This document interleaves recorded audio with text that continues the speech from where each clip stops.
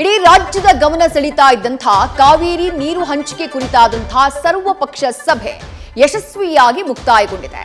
ಕಾವೇರಿ ನೀರು ಹಂಚಿಕೆ ಕುರಿತ ಸರ್ವಪಕ್ಷ ಸಭೆಯಲ್ಲಿ ರಾಜ್ಯದ ಹಿತಾಸಕ್ತಿಯ ರಕ್ಷಣೆಗೆ ಒಮ್ಮತದ ನಿರ್ಧಾರವನ್ನ ಕೈಗೊಳ್ಳಲಾಗಿದೆ.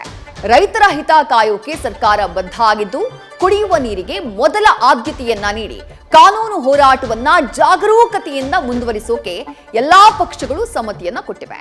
ಸಭೆಯ ಬಳಿಕ ಜಂಟಿ ಸುದ್ದಿಗೋಷ್ಠಿಯನ್ನ ಮಾಡಿದಂತಹ ಸಿಎಂ ಡಿಕೆ ಶಿವಕುಮಾರ್ ರಾಜ್ಯದ ಹಿತಾಸಕ್ತಿ ಕಾಯುವಲ್ಲಿ ಯಾವುದೇ ರಾಜಿ ಇಲ್ಲ ಎಂಬ ಖಡಕ್ ಸಂದೇಶವನ್ನ ರವಾನಿಸಿದ್ದಾರೆ.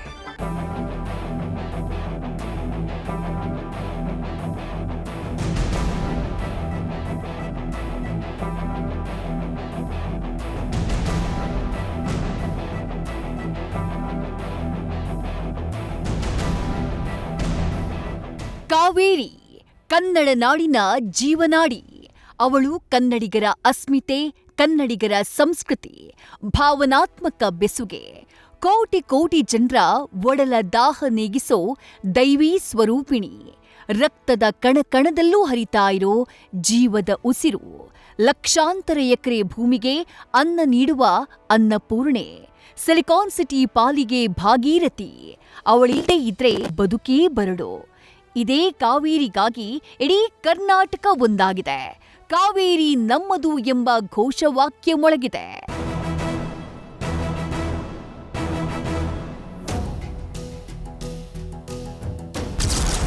ಕಾವೇರಿ ಒಡಲು ಕಾಯಲು ಪಕ್ಷ ಭೇದ ಮರೆತು ಒಂದಾದ ನಾಯಕರು. ಡಿಕೆ ಸರ್ಕಾರಕ್ಕೆ ಮಾರ್ಗದರ್ಶನ ಕೊಟ್ಟ ರಾಜ್ಯದ 6 ಮಾಜಿ ಸಿಎಂಗಳು.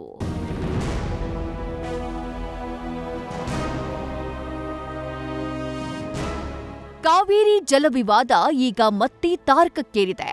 ಕಾವೇರಿ ನೀರು ನಿಯಂತ್ರಣ ಸಮಿತಿ ಮತ್ತು ಪ್ರಾಧಿಕಾರದ ಆದೇಶದ ಬೆನ್ನಲ್ಲೇ ಕರ್ನಾಟಕ ಈಗ ಕಾನೂನು ಮತ್ತು ರಾಜಕೀಯ ಸಮರಕ್ಕೆ ಸಜ್ಜಾಗಿದೆ. ತಮಿಳುನಾಡಿಗೆ ನೀರು ಬಿಡುವಂತೆ ಬಂದಿರುವಂತಹ ಆದೇಶದ ಹಿನ್ನೆಲೆಯಲ್ಲಿ ಮುಂದಿನ ಕಾರ್ಯತಂತ್ರವನ್ನ ರೂಪಿಸೋಕೆ ಸಿಎಂ ಡಿಕೆ ಶಿವಕುಮಾರ್ ನೇತೃತ್ವದಲ್ಲಿ ಹೈ ವೋಲ್ಟೇಜ್ ಸರ್ವಪಕ್ಷ ಸಭೆ ನಡೆದಿದೆ.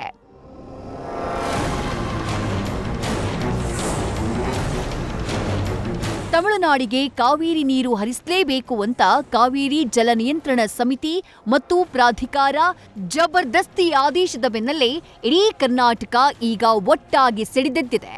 ಸಿಎಂ ಡಿಕೆ ಶಿವಕುಮಾರ್ ನೇತೃತ್ವದಲ್ಲಿ ಹೈ ವೋಲ್ಟೇಜ್ ಸರ್ವಪಕ್ಷ ಸಭೆ ನಡೆದಿದೆ. ರಾಜ್ಯದ 6 ಜನ ಮಾಜಿ ಸಿಎಂಗಳು ಒಂದೇ ವೇದಿಕೆಯಲ್ಲಿ ಕುಳಿತು ಕಾವೇರಿ ರಕ್ಷಣೆಗೆ ಒಮ್ಮತದ ಧ್ವನಿ ಎತ್ತಿದ್ದಾರೆ. ರಾಜಕೀಯ ವೈಷಮ್ಯ, ಸಿದ್ಧಾಂತಗಳ ಭಿನ್ನಾಭಿಪ್ರಾಯ ಎಲ್ಲವನ್ನೂ ಬದಿಗಿಟ್ಟು ಕಾವೇರಿ ತಾಯಿಯ ಒಡಲನ್ನ ಕಾಯೋಕೆ ರಾಜ್ಯದ ಅಷ್ಟೂ ರಾಜಕೀಯ ಶಕ್ತಿಗಳು ಒಂದೇ ಸೂರಿನಡಿ ಘರ್ಜಿಸಿವೆ. ಕರ್ನಾಟಕದ ಕಾವೇರಿ ಜಲಾನಯನ ಪ್ರದೇಶದ ಬೆಂಗಳೂರು ಮಹಾನಗರ ಸೇರಿ ಇತರ ನಗರಗಳಿಗೆ ಕುಡಿಯುವ ನೀರಿನ ಅಗತ್ಯಕ್ಕೆ ಮೊದಲ ಆದ್ಯತೆ ಅಂತ ನಿರ್ಣಯ ಕೈಗೊಳ್ಳಲಾಗಿದೆ. ಕಾವೇರಿ ಜಲ ಪ್ರಾಧಿಕಾರದ ಏಕಪಕ್ಷೀಯ ಆದೇಶವನ್ನ ಪ್ರಶ್ನಿಸಿ ಸುಪ್ರೀಂ ಕೋರ್ಟ್ಗೆ ತಕ್ಷಣವೇ ಮೇಲ್ಮನವಿ ಸಲ್ಲಿಸೋಕೆ ತೀರ್ಮಾನಿಸಲಾಗಿದೆ. ಅಡ್ವೊಕೇಟ್ ಜನರಲ್ ಶಶಿಕಿರಣ್ ಶೆಟ್ಟಿ ಹಾಗೂ ದೆಹಲಿಯ ಹಿರಿಯ ವಕೀಲರ ತಂಡದ ಮೂಲಕ ರಾಜ್ಯದ ವಸ್ತುಸ್ಥಿತಿಯನ್ನ ಕೋರ್ಟ್ಗೆ ಮನವರಿಕೆ ಮಾಡಿಕೊಡೋಕೆ ಸಭೆ ಸಲಹೆಯನ್ನ ಕೊಟ್ಟಿದೆ. ಕಾವೇರಿ ಜಲ ವಿವಾದಕ್ಕೆ ಸಂಬಂಧಿಸಿ ಪ್ರಧಾನಿ ಹಾಗೂ ಜಲಶಕ್ತಿ ಸಚಿವರ ಭೇಟಿಗೆ ಸರ್ವಪಕ್ಷ ನಿಯೋಗವನ್ನ ಕೊಂಡೊಯ್ಯೋಕೆ ನಿರ್ಧರಿಸಲಾಗಿದೆ. ಜೊತೆಗೆ ಸಂಸತ್ತಿನಲ್ಲೂ ಪಕ್ಷ ಭೇದವನ್ನ ಮರೆತು ಕರ್ನಾಟಕದ ಸಂಸದರೆಲ್ಲರೂ ಒಟ್ಟಾಗಿ ರಾಜ್ಯದ ಪರ ಧ್ವನಿ ಎತ್ತೋಕೆ ನಿರ್ಣಯಿಸಲಾಗಿದೆ.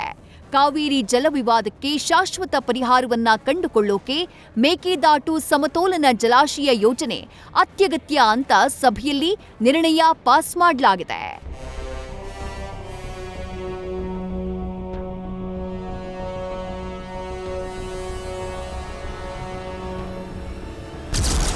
ಕಾವೇರಿ ಕಣಿವೆಯಲ್ಲೇ ಹುಟ್ಟಿ ಬೆಳೆದವನು, ಜನರ ರಕ್ಷಣೆಗೆ ಆದ್ಯತೆ. ಸರ್ವ ಪಕ್ಷಗಳಿಗೆ ಧನ್ಯವಾದ.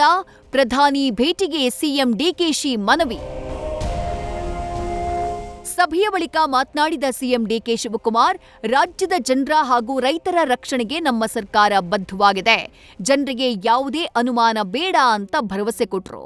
ರಾಜ್ಯದ ಹಿತ ಕಾಪಾಡುವಲ್ಲಿ ಬಿಜೆಪಿ ಜೆಡಿಎಸ್ ತಮ್ಮದೇ ರೀತಿಯಲ್ಲಿ ಪ್ರಯತ್ನ ಪಡ್ತಾ ಇವೆ ಅಂತ ಹೇಳಿ ವಿಪಕ್ಷಗಳನ್ನ ಶ್ಲಾಘಿಸಿದ್ರು.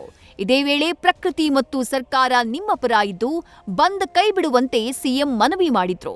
ಸೌಹಾರ್ದಯುತವಾಗಿ ಸಮಸ್ಯೆಯನ್ನ ಬಗೆಹರಿಸೋಕೆ ಪ್ರಧಾನಿ ಮೋದಿ ಭೇಟಿಗೂ ಸಮಯ ಕೇಳಿದ್ದಾಗಿ ಹೇಳಿದ ಸಿಎಂ ಅಧಿವೇಶನ ಮುಗಿದ ಬಳಿಕ ಸಮಯ ಸಿಗುವ ಭರವಸೆಯನ್ನ ವ್ಯಕ್ತಪಡಿಸಿದ್ರು. ಕಾವೇರಿ ವಿಚಾರದಲ್ಲಿ ರಾಜ್ಯದ ಜನರ ಹಾಗೂ ರೈತರ ರಕ್ಷಣೆಗೆ ನಾನು ಮತ್ತು ನಮ್ಮ ಸರ್ಕಾರ ಎರಡು ಕೂಡ ಬದ್ಧವಾಗಿದೆ. ಯಾರಿಗೂ ಕೂಡ ಈ ರಾಜ್ಯದ 7.25 ಕೋಟಿ ಜನರಿಗೆ ಯಾವ ಥರದ ಅನುಮಾನ ಕೂಡ ಬೇಡ. ಎಲ್ಲರೂ ಕೂಡ ಸಲಹೆಯನ್ನು ಕೊಟ್ಟಿದ್ದಾರೆ. ಆ ಸಲಹೆ ಮೇರೆಗೆ ನಾನು ಎಲ್ಲರೂ ಕೂಡ ನಿಮಗೆ ಬಂದಿಂದ, ಏಕೆಂದರೆ ನಾವು ಏನು ಪ್ರಯೋಜನ ಆಗೋದಿಲ್ಲ. ಯಾರ ಮೇಲೆ ಸರ್ಕಾರನೇ ನಿಮ್ಮ ಪರವಾಗಿ ನಿಂತಿರುವಾಗ, ಸರ್ಕಾರ ಮತ್ತು ಪ್ರಕೃತಿ ಎರಡೂ ಕೂಡ ನಿಮ್ಮ ಜೊತೆಯಲ್ಲಿ ನಿಂತಿರುವಾಗ ಇದಕ್ಕೆ ದಣು ತಗೊಳ್ಬಾರ್ದು ಅಂಥೇಳಿ ಮನವಿಯನ್ನು ಈ ಸಂದರ್ಭದಲ್ಲಿ ಮಾಡಲಿಕ್ಕೆ ಪ್ರಯತ್ನ ಮಾಡ್ತಾ ಇದ್ದೇನೆ. ನಿನ್ನೆ ಕೂಡ ಪ್ರೈಮ್ ಮಿನಿಸ್ಟರ್ಗೆ ಅಪೀಲ್ ಮಾಡಿದ್ದೀನಿ, ನಮಗೂ ಸ್ವಲ್ಪ ಟೈಮ್ ಕೊಡಿ, ಬಂದು ಕೆಲವು ವಿಚಾರಗಳು ಮಾಡ್ತೀವಿ ಅಂತ. ಅವರು ನನಗೆ ಆಯಿತು ಅಂತ ತಿಳಿಸ್ತೀನಿ ಅಂತ ಹೇಳಿದ್ದಾರೆ. ಸೊ ಪಾರ್ಲಿಮೆಂಟ್ ಎಲ್ಲ ಮುಗೀಲಿ, ಅಷ್ಟೊತ್ತಿಗೆ ಇನ್ನು ಸ್ವಲ್ಪ ದಿನ ಆಗಲಿ, ನೋಡೋಣ ಮಳೆರಾಯ ವರ್ಣ ಯಾವ ರೀತಿ ನಿಮ್ಮನ್ನ ಕಾಡ್ತಾರೆ ನೋಡೋಣ. ನೋಡಿ ಖಂಡಿತ ನಾವೆಲ್ಲ ಒಟ್ಟಿಗೆ ಕೆಲಸ ಮಾಡೋಣ.